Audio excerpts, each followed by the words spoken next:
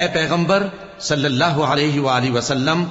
لوگوں سے کہہ دو کہ میرے پاس وحی آئی ہے کہ جنوں کی ایک جماعت نے اس کتاب کو سنا تو کہنے لگے کہ ہم نے ایک عجیب قرآن سنا جو بھلائی کا رستہ بتاتا ہے، سو ہم اس پر ایمان لے آئے، اور ہم اپنے پروردگار کے ساتھ کسی کو شریک نہیں بنائیں گے، اور یہ کہ ہمارے پروردگار کی شان بہت بلند ہے، وہ نہ بیوی رکھتا ہے نہ اولاد،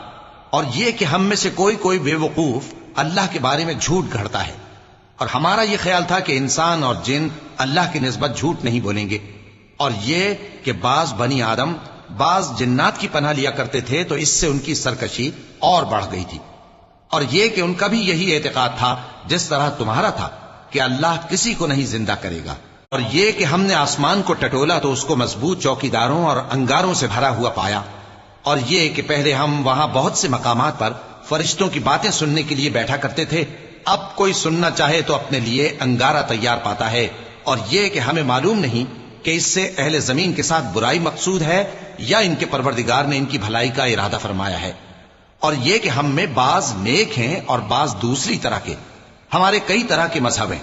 اور یہ کہ ہم نے سمجھ لیا ہے کہ ہم زمین میں خواہ کہیں ہوں اللہ کو ہرا نہیں سکتے اور نہ بھاگ کر اس کو تھکا سکتے ہیں، اور جب ہم نے ہدایت کی کتاب سنی اس پر ایمان لے آئے، سو جو شخص اپنے پروردگار پر ایمان لاتا ہے تو اس کو نہ نقصان کا خوف ہے نہ کسی طرح کے ظلم کا، اور یہ کہ ہم میں بعض فرما بردار ہیں اور بعض نافرمان ہیں،